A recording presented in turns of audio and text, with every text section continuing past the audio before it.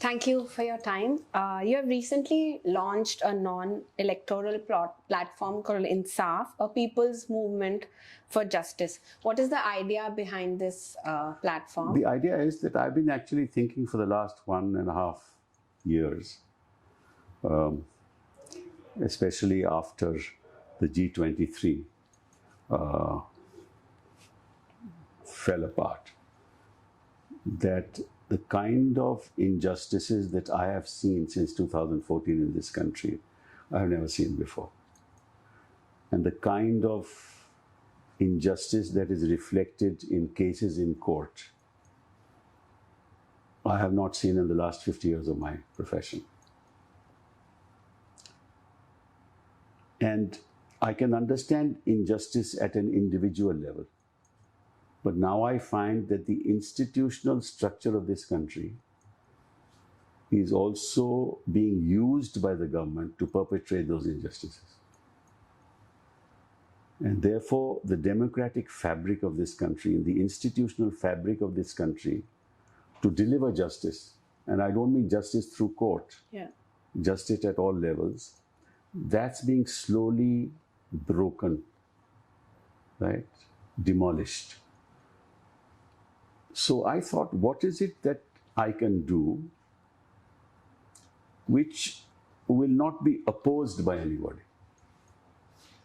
If we were to form a political party, it will be opposed. Yeah. If I were to join another political party and take their agenda, they would say, look, I've been bought over, right? So I came up with this idea of INSAF. INSAF is also the bedrock of our constitution. As you know, the preamble talks about justice, economic, social, and political. Yeah. Talks about liberty of expression, faith, worship. Talks about dignity of the individual. That's justice. Now, nobody can oppose it. Can anybody say, no, we don't want justice? So I think it's a positive agenda for people to coalesce, get together, and fight the injustices that we are seeing. And therefore, I've created also a website called insafkesipahi.co.in. Okay. Anybody in the country can click on it and become an Insaf Ka Sipahi. Okay. That was the thought. And is this going to involve a lot of lawyers? Like, is it going to be like a lawyers' movement, which like happened pre-independence? Yes, the idea was that wherever there has been change anywhere in the world, I mean radical change, freedom struggles, American War of Independence, the role of Thomas Jefferson, lawyer, Adams, lawyer, right, role of our lawyers in the freedom struggle, Mahatma Gandhi, Nehru, Motilal, C.R. Das, Tilak, any number of them. Now, they are the ones who brought about change. And why are lawyers in India silent? Some of them are politicized. I can understand that. But I think the majority of them are not politicized. They are still wedded to the cause of justice. Yeah. So I want to actually get them to start speaking. And I think one way to do it is for them to join this platform, click on it. That is insafkesipahi.co.in. Come on the platform. The other thought behind it is the following, and I will openly share it with you. How is the RSS, or how has the BJP become a force in India? By virtue of the fact that ordinary people in localities are wedded to the ideology which is propagated by the RSS, right? And therefore it is to that extent, attracts some people who are in agreement with that ideology. Now, to have a counterpoint of that, now that's not something that will happen tomorrow. Yeah. The same thing can happen with people who have become Insaf Ka Sipahi in the locality, right? And that can be a permanent structural feature within that locality, around that street, around that mohalla, right? Yeah. Where people can get together in the morning and based on this concept of Insaf, actually be a counterpoint to the injustices that are done on the ground. That's the other thought behind it. And so, how is this platform, when you talk about injustices, how is it going to work? See, it would work at several levels because it should be decentralized, right? Within the locality, if there are lawyers involved in the movement and there are anybody, any citizen, any resident of this country can actually click on it and become an Insaf ka Sipahi. I mean, the ex-cabinet secretary, K.M. Chandrasekhar, rang me up and said, I've become Insaf ka Sipahi. Okay. Amod Kant rang me up and said he's become Insaf ka Sipahi. So actually, people from all walks of life can actually be part of this program. And then they can, at a decentralized level, try and do what they can for the injustice that is perpetrated at that level. That's what it's going to be. It's not going to be a centralized movement. It can't be. Yeah. I can't be handling, injustices of millions of people around the country. It has to be a decentralized movement like the Shakas are. Yeah. So I'm going to move a bit from Insaf now. Sure. And so you've been a parliamentarian and a lawyer for the longest time. Which role do you hold closest to your heart? But that's not the only thing that I do. I also write. Yeah, you write poems. I write poetry. So whatever I'm doing at that moment is closest to my heart. Okay. Right. I've known, I remember I used to teach in the university. It's very close to my heart. I love teaching. Okay. But it's only at the time when I was teaching. I love being a lawyer when I'm in court. And you will notice that I never bring my politics into the court. Never. Right? And when I'm outside, I'm a politician. I never bring law into it. Right? So that's the way it is.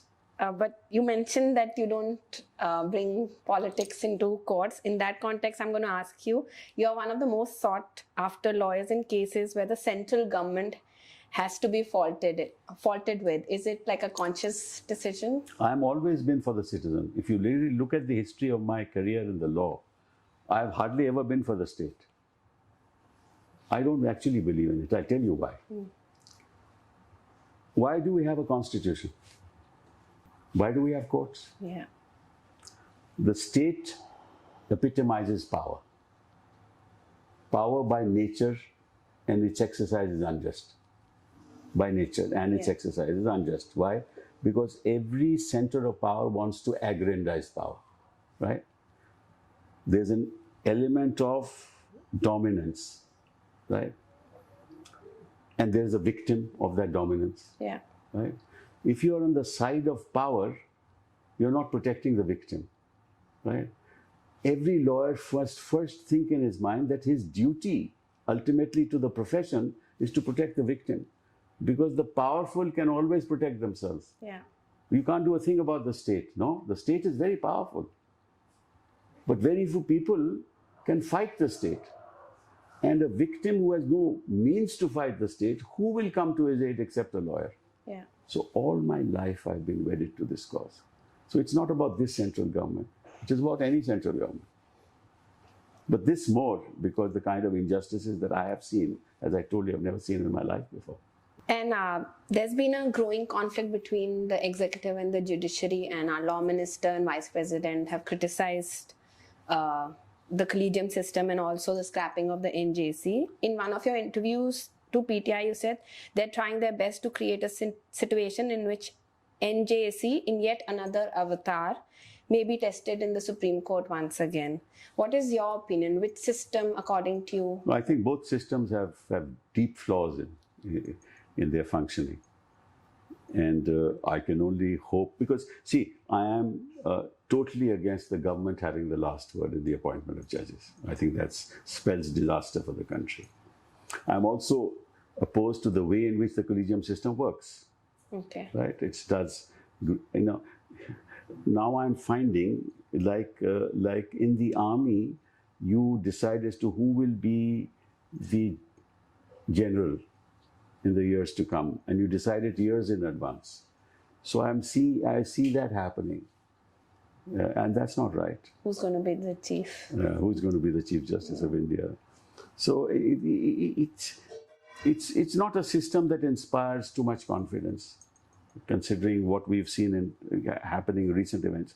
And quite frankly, the judiciary too finds it very difficult, because if the government stalls the process of appointment of judges, the courts are left with fewer judges and they can't perform their functions.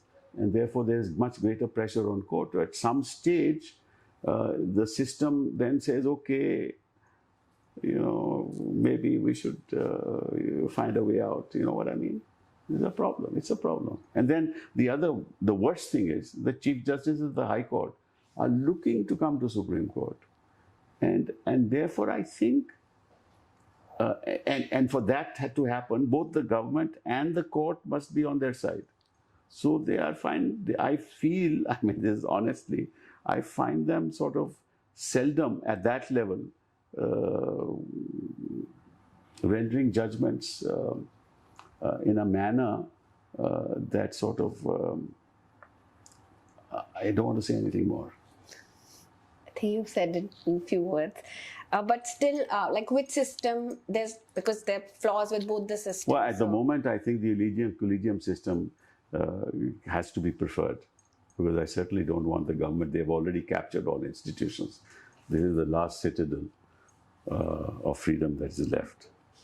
And when you talk about institutions, you had recently called the Enforcement Directorate Center's Valentine. Absolutely. What has changed over the years as an institution with Enforcement Directorate? Well, what has happened is when we brought it in, and if you look at the history of the Enforcement Directorate prior to 2014, yeah, right, there was no such data that is available that tells you that all of it would focus against the opposition. Out of 121 proceedings that are going on by the ED, 115 are directed toward political opponents. I mean, that data itself gives you the answer. This has never happened before.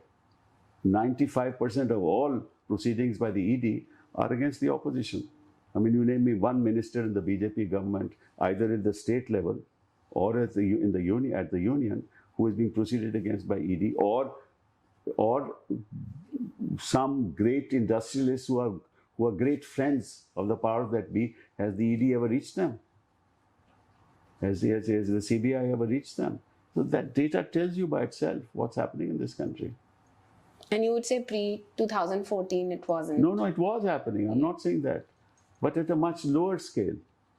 Look, no government, let me tell you this. No government can be given a clean chit, right? Yeah. For not having used the system. The question is, this is like a tsunami of injustice. You use every institution to target people who are speaking out against you, whether it's students, or it's teachers, or it's artists, or it's journalists, or it's even lawyers now. Yeah. Right? You start FCRA proceedings, or NGOs, right? Yeah. Or political parties. So, I mean, where is this country going? And how will freedom survive if this continues? And also recently, Justice Rohinton Nariman in his speech said that my friend Arun Jaitley, one thing he always stood was for freedom of speech and not banning, like in context of banning of BBC documentaries. What do you have to say on that? Point is, I share the sentiments of Rohinton. He's been one of the finest judges this court has produced.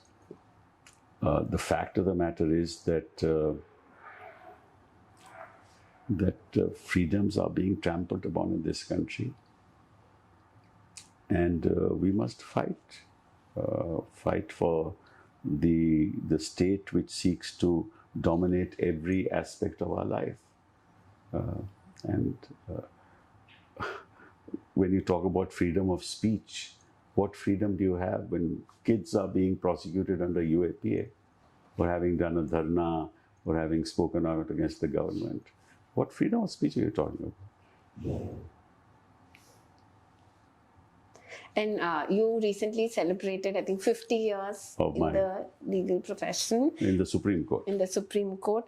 Can you talk a bit about Supreme Court of 70s and 80s and today? When I was a kid, when I look at the kids of today, what do I say? Everything has changed. Yeah. Everything has changed. The world has changed. The environment has changed. The values have changed. I think commodities are at the center of our life. Yeah. Acquisition, commodities, avarice, greed, at the center of our human activity nowadays. And you see that happening in our economic structure. Right? 100 people in this country own assets worth 54 lakh crore, which will cover 18 years of a government's functioning. 18 months of a government functioning. 10 people of this country own assets worth 25 lakh crores. Right? We're producing more billionaires. We're increasing poverty but producing more billionaires. Where are we going as a nation? But you can't help it because the value system has changed. So within that value system, how do you ensure that our children move in the right direction is the big challenge for the future. And I think we need to address it very seriously. Yeah, but I'm going to get you back to the Supreme Court.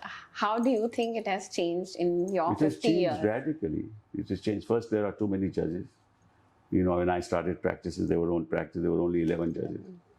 They're all the time in the world. The nature of litigation has changed. The nature of disputes have changed. There are laws in force today which were never even contemplated at that point in time. The internet has brought in a lot of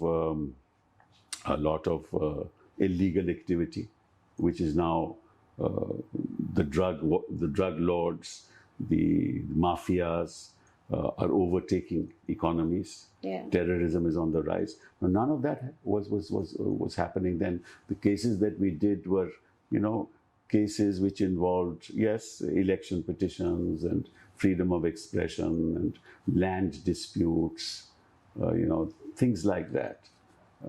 But the nature of lawmaking and the delivery of justice has completely changed. And judges don't have the time now to actually think about matters, don't have the time to, and that's why we feel a lot of judgments. There are reviews being sought. Yeah. Because lack of time, lack of application of mind, it's making the judicial system itself vulnerable. And change for good or bad? How can it be for good? It needs to be for good. Yeah. But it doesn't look so at the moment. You have recently argued at length about the anti-defection law being misused. According to you, how can the current 10th schedule be strengthened to curb repeated instances of toppling? On the 11th at Jantar Mantar, I'll give you an indication as to what should be done. I'll give my ideas what should be done in the context of defections.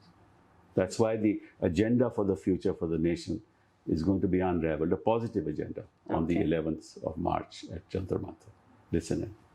How do you reconcile your extensive private practice with public life?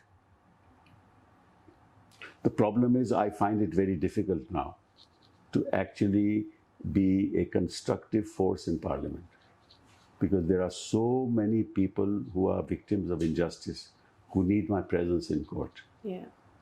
And because I'm an independent member of Parliament, first I was a member of the Congress Party, I could influence a lot of things.